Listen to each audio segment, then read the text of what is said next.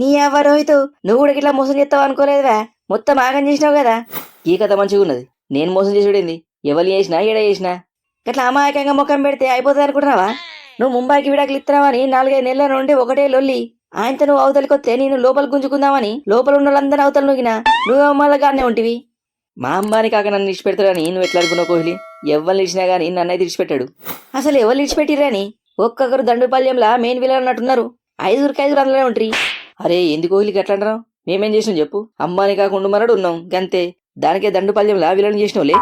కాదు నాకు తెలియక అడుగుతా, గీ యాక్షన్లు పెట్టి ఏం లాభం చెప్పుర్రి. వరల్డ్లోనే తోప్ బౌలర్వి నువ్వు గల్లనే ఉంటివి. టాప్ T20 బ్యాట్స్మెన్ స్కై కూడా గానే ఉండే. టాప్ ఆల్రౌండర్ హార్దిక్ కూడా గల్లనే ఉండే. అప్కమింగ్ స్టార్ తిలక్ వర్మన్ కూడా ఇచ్చిపెట్టకపోతురి. అన్నిటికి మించి హిట్ మ్యాన్ కూడా ఎమ్మెల్యే ఉండే. ఇంకేమన్నా చెప్పుర్రి. మరి అమ్మాయి అంటే ముచ్చటనుకుంటున్నారా? ఒక్కొక్కరు ఒక మిస్ అయ్యాలన్నట్టు. అవు రోహిత్ బ్రో, మిగతా ప్లేయర్లని ఎవరు తీసుకుందాం అనుకుంటాను? ఏమైనా ప్లానింగ్ చేసినావా లేదా?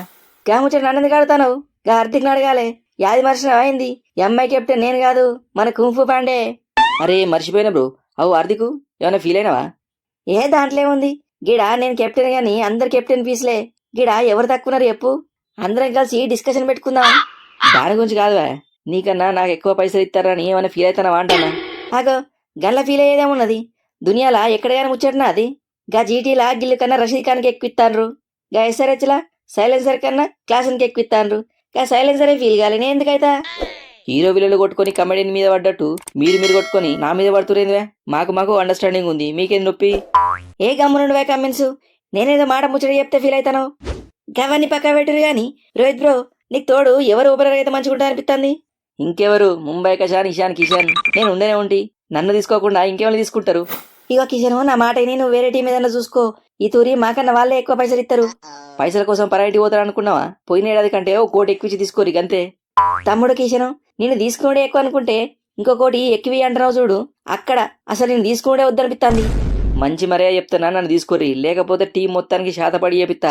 తమ్మి కిషను, నువ్వు శాతపడి గీతపడి అంటివంటే ఆయనతో నీ బతుకు జట్కబడి అయితే చూడు. గమ్మన కూర్చుంటే ఏదో ఒకటి లటక్క లాక్కుంటది. నాకైతే సాల్ట్ తీసుకుంటే మంచిగా ఉంటుంది అనిపిస్తుంది. పోయిన దూరి సంపుడు చంపిండు. ఉంటది ఎందుకు ఉండదు? సాల్ట్ ఉంటే టేస్ట్ మంచిగా ఉంటది. సాల్ట్ ఒక్కడే చాలా. మిడిల్ ఆర్డర్ల పంతును, బౌలింగ్ లాగా బోల్ట్ నట్టులను తీసుకొని గట్టిగా ఫిట్ చేయర్రి, మంచిగా ఉంటది. మంచిగా గుర్తు చేసినావు కోహ్లీ. గా బోల్ట్ మా పాత పిల్లగాడేనే. బోల్ట్ నటలం కూడా కొంటాం. గాలి కూడా వచ్చి కూర్చుంటే టీం కథ వేరే ఉంటది. అవు రోహిత్, నీకేమన్నా కళ్ళకలకలు వచ్చినాయా? స్పిన్నర్ ఉన్నాడా విధానా?